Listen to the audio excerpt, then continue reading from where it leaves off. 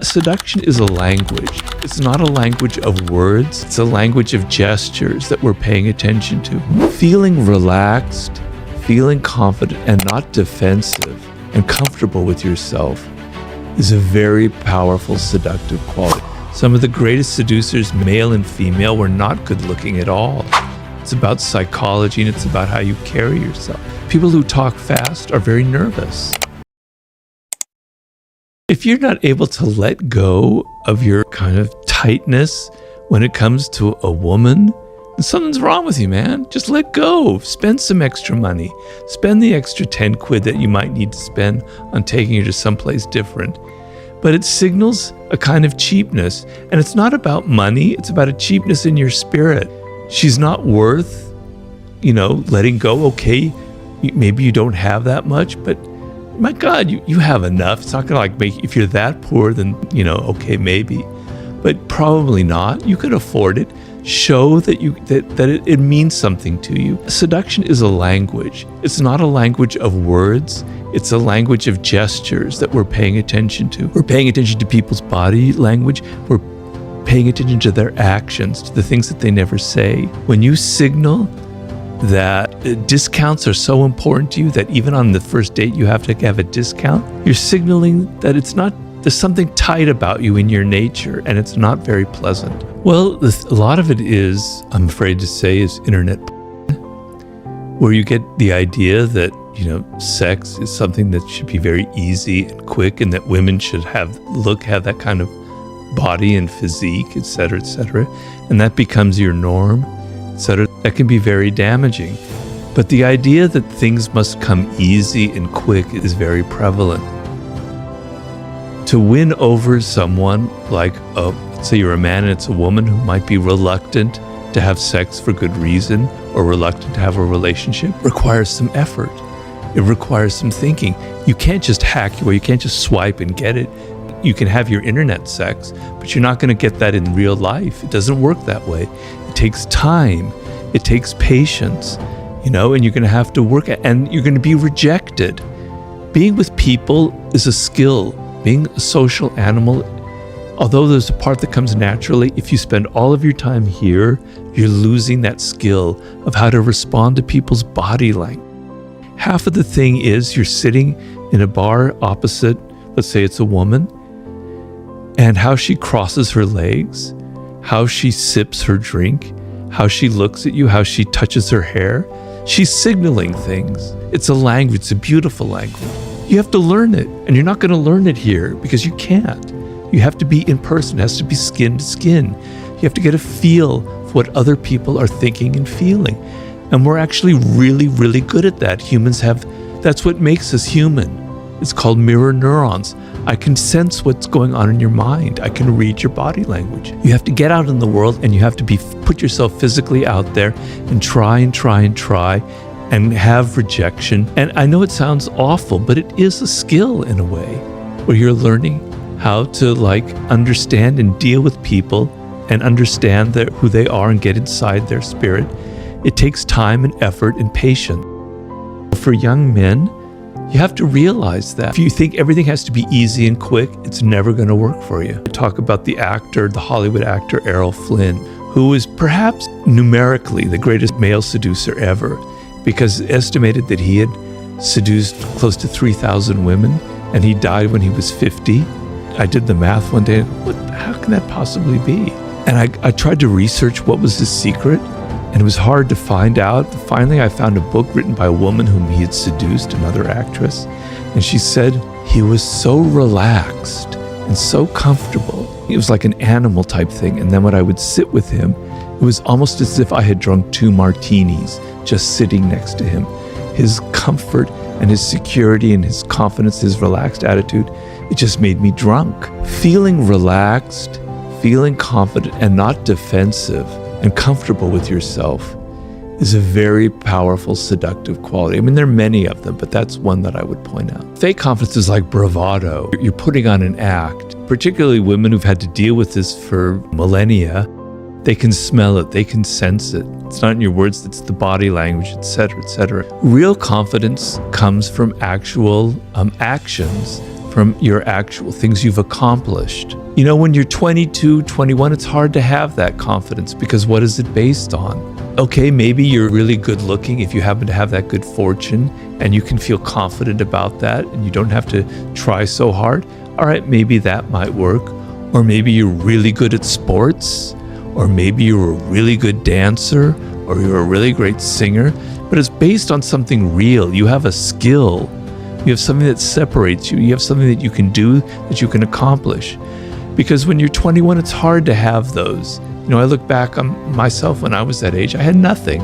No wonder I got rejected. It comes from what you do in life. The finest sense of confidence is actually creating things and having success, meeting goals and achieving things and having a record of that. Maybe what goes with that is having some money, but it's not necessarily, because you don't have to have a lot of money and you don't have to be good looking to seduce. That's a myth that I try to explode in The Art of Seduction. Some of the greatest seducers, male and female, were not good looking at all. It's about psychology and it's about how you carry yourself. But the confidence comes from actually what you can do, not how you feel or what you say. Well, it is how you feel, but the feeling is based on things that you actually can do, skills that you have that separate you, that make you feel really confident. Well, in my last book, Human Nature, I wrote a whole chapter on it. I quoted the figure 95%, but who knows what it really is. The thing it is, we evolved for hundreds of thousands of years before language existed, right? And our earliest ancestors depended on the group for their survival and getting along, and their powers came from observing other people and their body language. You could read it. So it's a skill that's wired into us, wired into our brains. It's a very unique skill that we humans have. It's just that you don't learn that. When you're a child, when you're 2 years old, you have it because your life depends on it. You have to see if your mother is loving you or your father is kind to you, because if not, you could be abandoned. Your life depends on it. You're great at reading that. And children are incredibly adept at picking up body language. So if someone is fake, if someone's an imposter, they hate being around children because children see through you like radar because they're so attuned to it. You had that skill when you were very young, but you lost it because you became so oriented with words and you became so self-absorbed that you're not paying attention. But it's extremely important. The whole body is involved in it. So you've got to first stop thinking about people's words so much. Because the one thing about words, unfortunately, is people can lie. They can say whatever they want. They can say, I love your screenplay. That was fantastic. You were great in that movie. I thought you were great, etc., etc. They can say anything to please, to flatter, to cajole you. But body language, man, it doesn't lie. So I talk in that book about the eyes and the fake smile. The fake smile is something you see every single day, but you're not paying attention. It's kind of tight. But a real smile, the whole face gets animated, and there's a little crinkly thing here as your face, as it lights up, and your eyes light up. It's hard to even put into words, but it's there, you can see it. It's real, it's not fake. Knowing the difference between a fake and a real smile is really important in seduction, in business, or whatever. To know if someone is like, yeah, I like that idea. No, they don't really. They're saying that they actually hate your idea. You master that language, you can start deciphering all this bullshit people are giving you. The face, you can disguise it a little bit. Actors know that. But you know what you can't fake? It's your voice. If you're nervous, not even the finest actors in the world can fake that. Your voice betrays so many things about you. It betrays your weakness, it betrays your lack of confidence, or it betrays the other quality, etc. Pay really attention to the tone of people's voices, to how fast they talk. People who talk fast are very nervous, but you talk slowly, you have a certain tone, you have a certain intonation that kind of reveals confidence. Body language, posture.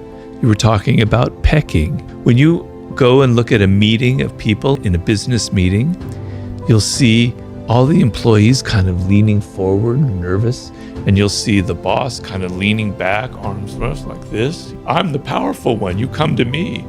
I'm the leader, I'm the top dog, or she, it's a woman. I don't need to be like this, I'm like this. Body language reveals a lot about leadership qualities, etc. If you're at a party and you come up to someone that you're meeting for the first time and they're talking to you, and you notice that their feet are angling away from you, that means that they're not really interested. They're looking for any moment to try and walk away and escape. They're not really into you. Whereas their feet are facing you, they're engaged, they want to talk to you. This is a whole art you can learn. You can sit there and you can read it. And I give the story in Laws of Human Nature of a man named Milton Erickson, the founder of NLP and hypnotherapy, probably one of the most brilliant psychologists who ever lived. When Milton Erickson was 19 years old or so, he had polio. He nearly died. His entire body was paralyzed. The only thing he can move, the only muscle he can move were his eyeballs. Now imagine that. He was a young man with a very active mind. He can't talk, he can't do anything. All he can do is move his eyeballs a little bit. He was so bored. Can you imagine how bored you'd be like that? You can't read, you can't do anything. People would come in to visit him. All he could do was look at them and study them. He became the greatest reader of body language ever in the history of mankind. People said he was almost had ESP. He could read everything about who they were just by looking, because he ended up recovering. He became a psychologist. Because his life depended on developing this skill, he was going to just die from sheer boredom if he didn't learn how to read body language. He mastered that language much like somebody could master French. And it's an incredibly powerful language I can't emphasize enough. If you feel confident, if you feel secure, if you're not all inward and insecure and worried about yourself, it will naturally radiate through your gestures. Yeah, you don't have to sit there and pay attention to your fingers, your arm, your ears, your eyes. It's just there, it's natural. So yeah, that is the solution. So the two parts of the game, it's your own body language. Be aware that people are judging you for that. And you can't, as you say, be monitoring everything or you'll drive yourself crazy and you'll look very weird, right? So the best solution is to feel these certain things that are going to radiate. Give the fake smile, but when you're really happy, to just show it and show your emotion that way. And the other side, really important, is learning other people's body language. And that can come from study and is much more a logical thing than constantly thinking about everything that you do. But that's all I need in life, man. I just need to be a manipulator. I just need to play political games. That's what success is all about. And I was worried that if you don't understand how to make something, what's going to be the future of mankind? Are bridges just going to fall down? Are hotels going to collapse? People don't know how to make things anymore. We don't know how to use our hands anymore. Being able to be good with people is extremely important as a social animal. But perhaps higher up in the hierarchy is being able to do things, to be able to have great skill, and to be able to create something and know how to master a subject, build something that can last. That's really important. And I'm feeling like because young people, this is back in 2010, imagine now, have this idea that everything comes quick and easy because you can click, click, click and things come to you. That everything in life should be that way, becoming alienated from the human brain and how the human brain operates, because the human brain requires time. If you know how the human brain operates, we have what are called neural pathways. And every time you repeat something, a neural pathway is created and strengthened and strengthened and strengthened. It's why we get addicted to things, but it's also why we develop skill. So if I'm sitting there shooting free throws day in and day out and day out, my brain is wiring it, it's learning that motor skill, that hand-mind thing, and it's getting better and better and better at it. It takes time, it takes repetition to build those pathways. And I explain in Mastery that you reach the proverbial 10,000 hours, which some people dispute nowadays. So it's just a number, it's not a fact. Spent so long learning something that there's so many pathways, amazing inner landscape with all these connections going on in your brain. And now you can be creative. Now you can come up with things that nobody's ever thought of. You can play chess on a higher level. You can be Pele on soccer or Lionel Messi making passes that no one had ever seen before because you're not having to think, right? You don't have to think anymore. Your body just does what it wants. Imagine 20,000 hours, which is possible, just people sometimes attain in certain fields. You're almost like a genius. You're almost like superhuman, right? If you're someone who's so logged into the internet, to getting things instantly, you can't get past 100 hours, let alone 10,000. You're never going to develop skill, and you're going to find life really, really difficult for you. So I wrote the book because I was actually deeply worried that we were losing a part of of how the human brain operates, something elemental part of our wisdom. It's not about passion. It's not about finding your passion. I actually don't like that word passion. It kind of makes me cringe, because if you think about it, passion, to succeed at anything requires time and effort and boredom and tedium. So let's just say a simple example. You're learning to play the piano. When you first sit down at the piano, you have to play these really insipid tunes. It's so boring. You have to learn finger exercises and scales. On any instrument, you have to learn scales, etc. It's tedious, man.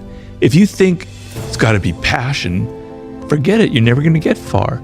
The thrill comes after a year of playing the piano, and you get better at it. Better and better, and now it starts becoming fun. Then 10 years, it's more fun. Then 20 years, it's fantastic.